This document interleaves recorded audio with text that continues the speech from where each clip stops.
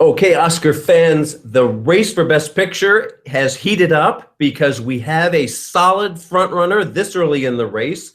I'm Tom O'Neill of Gold Derby. Pete Hammond of Deadline Hollywood is with us. And Pete, is this one of those years? It certainly feels like it, like The Artist, 12 Years of Slave, even American Beauty, that we have such a formidable front runner that nothing can overtake it. What size up La La Land for us? Well, we have to remember one thing, Tom, that La La Land has yet to open. It doesn't really open until December 9th. So, things can happen once a movie opens. But pre-opening, this movie has been on the festival circuit since Venice, and it's scored such an impact with all of the festivals it's been in. And then I've been to a couple of different events where Academy members are starting to see it, your bread and butter Academy members. And man, they are raving just the same way everybody raved out of those festivals. And so I'm seeing this very much in light of what happened with The Artist. This is a movie that's accessible. And I think now, post-election, it's a movie whose time has really come. I think people are looking for something a little more uplifting, different, not depressing. That is why I actually think the critics groups are going to go in a different direction. I think you're going to see coming out. Right, they'll go for Moonlight. Right, they'll go for something like Moonlight. Maybe my bet is that one of them will go with La La Land because there's such a widespread belief right now that La La is going to be the front runner and be invincible. That don't you think in cases like that, like Lord of the Rings, the final thing, the critics went for it because they knew if they wanted to get out in front of the Oscars and predict the Oscars, they needed to back a commercial film. Well, I think we already have indications there with the Gotham Awards that La La didn't do what it should have done there. And not that I care about the Gotham Awards, but it's like it is the first thing. And the Independent Spirit Awards, La La Land is not eligible there, so you're not going to see it play in those little pools. But you will have movies. I think the race will be in the beginning between Manchester by the Sea, which is a terrific film, but extremely depressing, which is catnip for critics. And also Moonlight, which everyone loves Moonlight, and including Academy members I've talked to. They do too. It may be too small ultimately. It is too small. It is. Yeah. Like A Room, was for A24 last year. But I think those two are going to be the ones talked about when we see this slew of critics awards. At least until we get to the Critics' Choice Awards, the broadcast critics who have their show on December 11th this year and may anoint La La Land there. We'll see. I think on paper right now, I would bet on La La Land for sure. I think it's got that old Hollywood feel to it, but a very contemporary feel to it too. It's a musical. It's time for another musical, I think, now. It makes you feel good. It's exquisitely made. And it's something like The Artist that Academy members will embrace, I think. Well, I think the Artist is a perfect analogy, Pete, because what La La Land does too is it's a kind of deliberately two-dimensional Valentine kind of throwback to the old days when Hollywood musicals were like that. And the thing that shocks people when they see this is that it's not a hip, cool musical made for today. Not really. It luxuriates in being old-fashioned and being just unhinged in terms of its romanticism and all of these great old qualities that I'm not sure that the critics will like, going back to your earlier point, because they normally scorn sentiment. They normally want cynical over sentimental. And but the movie is the only film this year where people are really losing their crackers over this. It's just like The Artist, where the movie sends you out on an emotional high, and people feel emotionally invested in it. And like The Artist, it was a movie about Hollywood.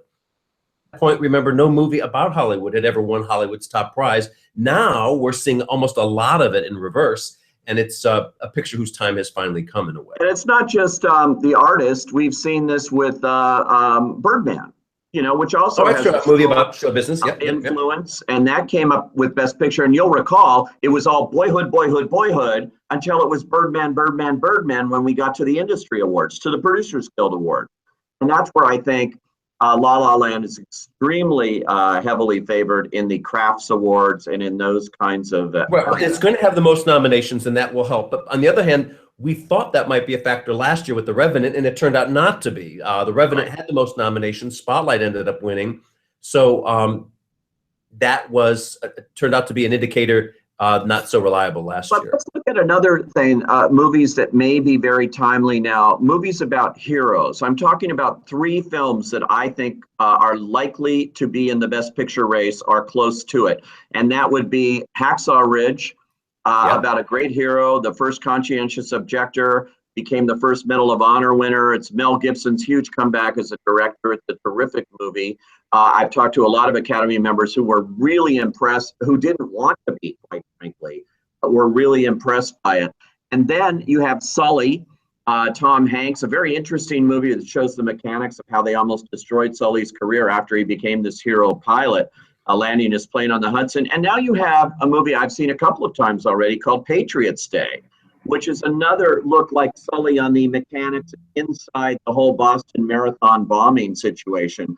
And that's a powerful movie too. So these are 3 movies about heroes in a time where we desperately need them. And I think these kinds of movies have the emotional heft as well to appeal to Academy members. We don't even have a Patriots Day on the Gold Derby Best Picture list that's determined by the experts. That's probably because of the bias against commercial films in general at the Oscars. We have La La Land is by far the #1 movie of the Gold Derby pundits across the board. All 24 of us have it out front. I could see, let's talk about what picture could take it down. I could see Hacksaw Ridge. There is, as you're saying, such a strong emotional component to it. I think it goes a little way too far on the Jesus, Jesus, Jesus stuff, giving him credit for everything. But on the other hand, it's telling the story of Desmond Doss, and for Desmond, that was it. I didn't think it pounded you on the head. I've seen a lot of faith-based movies, believe me, that are meant to be faith-based movies. I think this one, it's a natural output of the story. And so I think it's not a factor in hurting it in any way with people that may not be so inclined towards faith-based movies. This is not a faith-based movie. This is a movie about a hero, somebody who did something nobody else had done. He went into war, became a bigger hero than anybody without ever touching a gun. It's just a remarkable story and beautifully made. You know, the craft of it is great, and it was made for a price, which a lot of people in the Academy appreciate too. This was not an extravagant, epic kind of movie. Here's the breakdown by the Gold Derby pundits. Currently, we have La La Land #1, Manchester by the Sea, 2, 3 is Moonlight, Fences, Loving, Silence, Lion, and in 8th place we've got Jackie, 9th Arrival, and then Sully, Hidden Figures. We got Hacksaw Ridge way too far below, down at 12. Jackie is my second favorite movie of the year, Pete. It's falling now among the Best Picture choices. It's not a Best Picture, Tom. This is not. I think it is. Come on. No, why not? Why this is not going to go into the Best Picture race. This is again getting into the lead actress and pretty much nothing else. It's the Natalie Portman show all the way. She's tremendous in it. It's not. It doesn't have that feel of a Best Picture candidate for me. I don't think so. I want to go into something else you said though. When you mentioned Fences and you mentioned Moonlight, which we've talked about a little bit, and you mentioned Hidden Figures. Now, I've seen Hidden Figures twice. I've seen Fences. Of course, I've seen Moonlight. We're talking about Oscars so white, you know, the controversy that raged for the last 2 years, without Birth of a Nation, which shouldn't be in there anyway, even if it wasn't enveloped in the controversy that it got enveloped in. You do have a situation where you have some tremendous movies that star African-American actors and are, in the case of Fences, directed by Denzel Washington. Hidden Figures is an inspirational story. It's The Help meets The Right Stuff. It is definitely getting an Oscar nomination. Fences is an ensemble to die for. The actors came from the original Broadway show. That's a real plus with the big actors branch, which is the biggest voting block. And Moonlight, people just seem to love. It's a very personal story. I think you're going to have a real reverse, but for all the right reasons. Not because they feel like they should vote these pictures in with major nominations, but because they genuinely are good movies that happen to come along this year, which is what I've been saying all along. I think that whole controversy was so overblown by the media. You know, the Academy has a long history of acknowledging films with Black stars, about Black stories, African-American stories. This year, I think, is going to be a very good year for that. And I think that's a definite factor to talk about when we're talking about the Best Picture race. Yes, I absolutely agree. Although I liked Birth of a Nation, I thought it was pretty good. I did not. Right. No, I thought it was overblown, too simplistic, made up, and looked like a History Channel movie to me. I thought it was better than 12 Years a Slave, personally. But oh no, Tom. that's why I'm not a movie critic, Pete. Films, and I fully. I'm probably the only person on the planet who, in their list of top 10 films of all time, I have Peggy Sue Got Married. So that's where my standards of high cinema art reside. I'm going to call Francis Coppola immediately and tell him that, because nobody talks about Peggy Sue Got Married when, in his career. He's going to be thrilled. Tell him that. I like that. That's good. My dog Skip's in my top 10. I've never seen My Dog Skip. That's I'm going to watch it. You're going to cry. It is slow. Oh my God! Even thinking about it, it drives me crazy. These are the real best pictures of the year, people. These are the great movies. Yes. No one's seen Silence yet. This is the Marty Scorsese epic, of course, that he has been struggling to make for years and years now. It fits the one profile. It's the big epic film, sprawling across all the crafts categories. It's not unusual for a director to win twice, especially one that's such a legend as him. Assuming it's a good movie, Pete, assuming it's a very good movie, shy of great, right? Going to take down La La Land.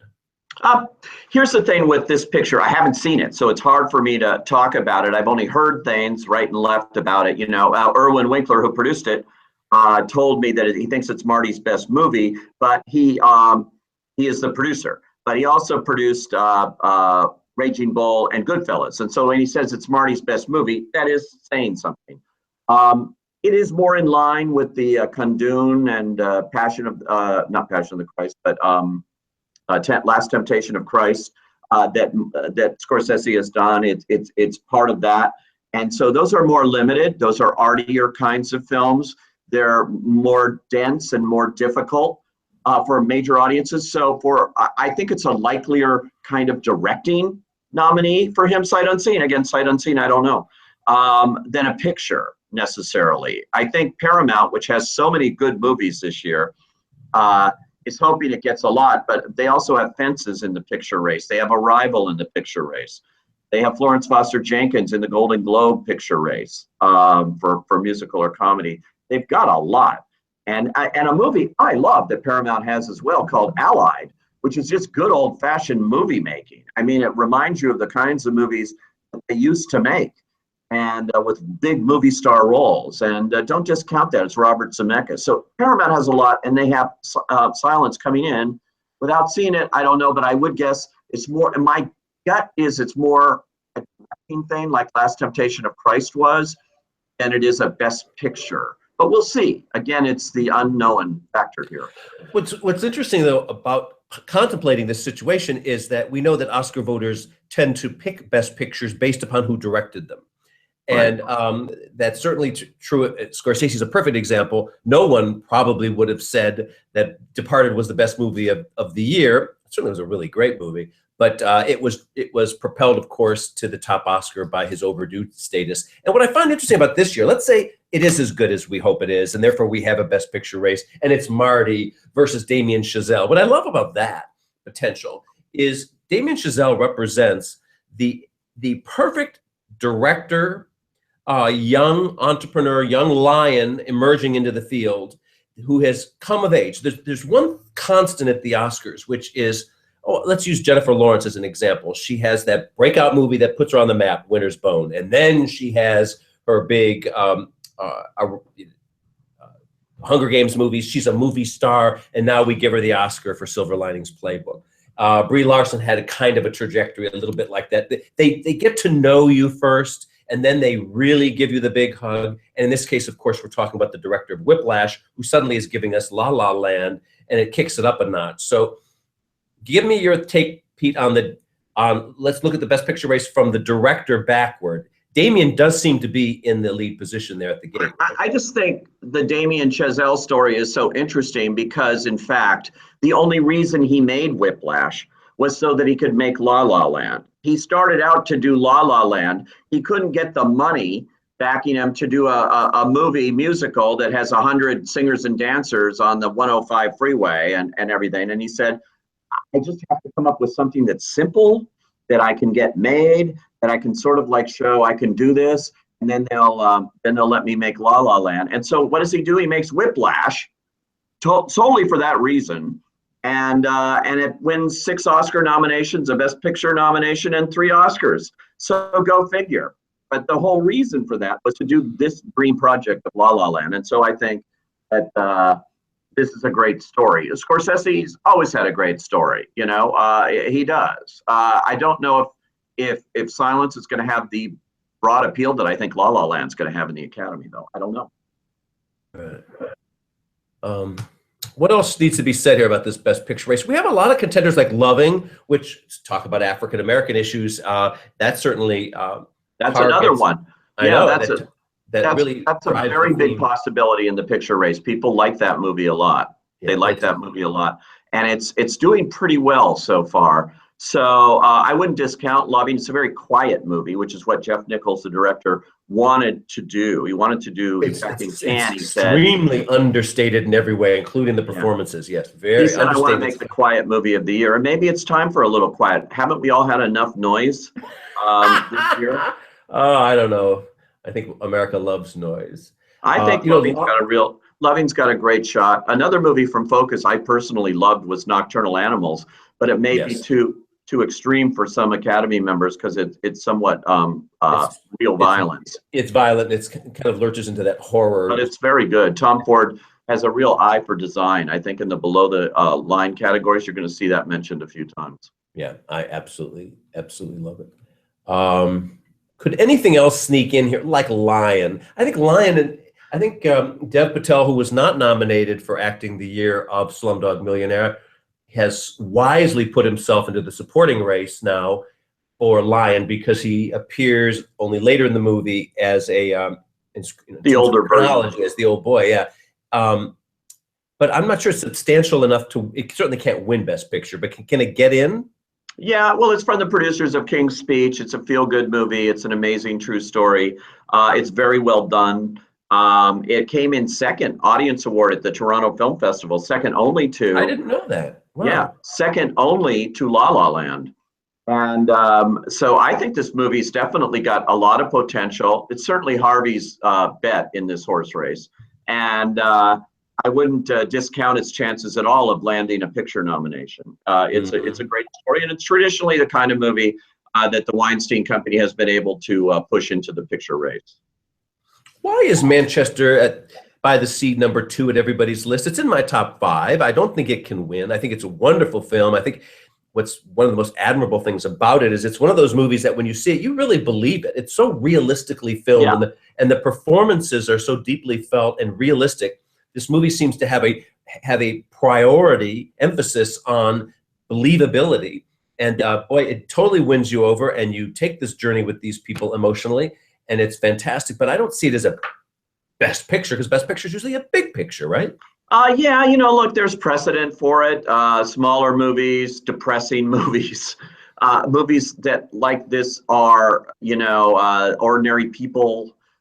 Pictures like that have won in the past. It depends on the year. I don't know that this is the year for this movie, but I do think, as I said before, I think it's going to figure prominently in the critics' races, and that could help boost its chances and bring it up a notch. I think it's way up there in terms of the race, but I don't think it has, the kind of like passionate appeal that a Best Picture winner usually has. It's a movie you admire. It's extremely well written, very well acted, very heartbreaking to watch, and long, I think, but an admirable movie in every way, shape, or form. But I don't know that it ultimately can be the winner in this year. The competition. Yeah, I don't think so. But we'll see. Oscar races are all about momentum. And we'll see how they handle this picture. It opened extremely well, by the way. I mean, you know, one of the highest per screen averages of the year, and you know, in a limited release. So I think that this movie has potential to grow. We'll see how far, but critics groups, it's going to need them to help. If Moonlight sweeps the critics groups, that's going to hurt. The one movie that's going to hurt is not La La Land. It would be Manchester by the Sea.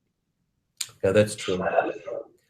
But you're wrong, Pete Hammond, about Jackie. You're wrong. It's going to be nominated for Best Picture, and I'm going to make you eat these words. It is. God, can I have that bet, Tom? All right, let's make a $5 bet, and if I lose, I will. I think she's great. I think Natalie Portman, oh my God, I interviewed her the other day. I had a great time with her. She's amazing in the movie. I think this is one of those movies that's totally driven by performance, by that performance. I don't know that it's, and this guy's so talented. But the Queen got nominated for Best Picture. It's the same damn movie. First of all, no movie written by the guy who produces the Today Show is going to win Best Picture. And that... That's the case here. But it is directed by a great guy whose Neruda is in the foreign language race, and this one's in the picture race. So if Neruda, which I think will get in the foreign race, one of the 5 nominees, and if you're right somehow, Tom, which we know often you're not, but if you're right, I want to just interject here something, and that because I do go out onto limbs sometimes near the end and have a little fun with that. But what I'm most proud of, Pete Hammond, when we do this every year, is calling the early shots. You are really good at it. You called Sandra Bullock with The Blind Side 6 months for the Oscars was. And I have 2 examples from the past several years of where I was the only one out there a mile down the road, and all of you finally caught up with me.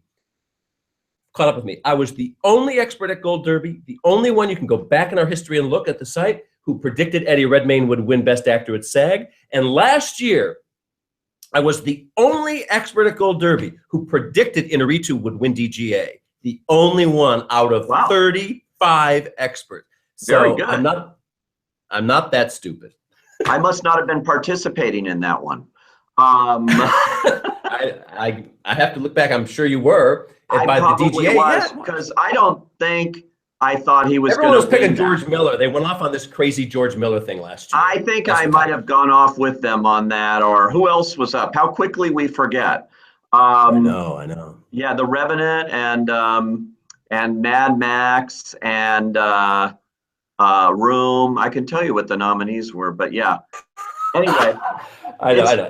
Anyway. It's interesting. Well, you know what, Tom? More power to you, and I hope like that you score with this Jackie thing. But my question to you, you just mentioned it, Pete, and that is about this director. He's so hot. The director's branch always has that kooky little nominee, right? That one, like the guy City of God or whatever. There's always that. Couldn't this director be that one this year, because he does have 2? He could. Really. He could, I mean, look, with Neruda and Jackie, and this could help him in the director's branch. There's no question about it. And that would mean, very logically, be in Best Picture, although there are cases like Mulholland Drive that got in for director and not picture. David Lynch got 1 nomination. I mean, that movie got 1 nomination. It was for David Lynch, So I don't know. I think sometimes they look at directors. Scorsese, I was telling you earlier, I think could be in the director's race without being in the picture race. Just for the fact that he wanted to make this movie for 30 years. He got it made. For the first time, he went to Cannes and actually put his hand out for financing. It's a dream project. It's a passion project. It's beautifully made, from what I've heard. But I think that, it may be a little rough as a picture, as a popular winner. But I could certainly see him getting into the director's race. I could certainly see Pablo Larraín, who's a great guy, very smart guy, too. And he made a great movie. Don't get me wrong. I really like Jackie. I just don't. I think it's totally about her performance, and I think that's what they meant it to be. It's a small movie, and but it's a great Queen. I mean, there are millions of examples. But anyway, I love the fact that that we can disagree about this, because I think that Jackie's a case of where it's not the normal biopic, and the reason I like it is that it takes the timeline and it jumbles things up, and it's brutally honest. She actually has a line in that movie at one point where she says, few people realize that Jack and I have seldom spent the night together as husband and wife. I mean, shocking things like that are said and she's gulping booze and popping pills and dancing around the White House to Camelot right after her husband's dead. I mean, there's some really shocking things in this thing that are really powerful. Well, I also remind you, it's not a documentary. Right. So, you know, how much of that is true or how much of that is conjecture? This movie is like a fever dream. I thought it was a very haunting movie, actually. And I love her performance. Boy, you know, she gets that cadence down so perfectly. She does. So we're going to talk about that in a separate video next year. Let's just wrap this up with why should our viewers and listeners to this care about this whole La La Land thing? They haven't seen it. We're a month away from it opening, more or less. And what's happening is people must be saying, God, it sounds awful, that movie. It's an old-fashioned song and dance love song with these square, corny, kind of melody-heavy songs. And how are you going to sell that in the era of the Kardashians and Donald Trump and all the other kind of cynical, gritty, far out there stuff? When in fact, we just need to explain to everyone that La La Land does what great movies are supposed to do. It's the most fiercely romantic movie since Slumdog Millionaire and Titanic. Those are the two recent examples of Best Pictures we have seen that by the end of it just stole your heart. Well, The Artist was kind of that way too. And I think The Artist was definitely that. Yeah, and this has that. It just lifts you out of your seat and transport. I was at the, I think you were there too. Did you go to the Toronto Film Festival debut? I went to the party. I'd already seen it a couple of times. Oh, okay. I was at the Elgin there, or whatever that theater was, the double-decker thing. And the place exploded like a rock concert after they'd seen it. And you knew you'd just seen something very, very special. And it won the Audience Award at Toronto. And you know that that's a really good indicator, because those are people going, so I think we know that this is going to play with the audience, even though it hasn't opened yet. So when you ask the question, should they care? I think they will care once they see it. And, you know, all we can do is warn them and send them out to it on a high, and they'll walk out of it after they see it on a high. I'm dropping things here, but we're going to sign off with this. If you want to know at home what's going on here in the Oscar scene, and that is right before we signed on, Pete and I were going through some of the videos we got as journalists. So here's Hacksaw Ridge. Here's Lion. These just came today. And this is the movie the Oscars are all about this year, La La Land. Yeah. So far. Okay, Pete. So far, that's true. We thought when Boyhood was the whole thing. I'm going to say it again. It's all about momentum. You know, it's November, Tom. It's our job to go scooting out on limbs starting in August. Okay, thanks, Pete. Okay.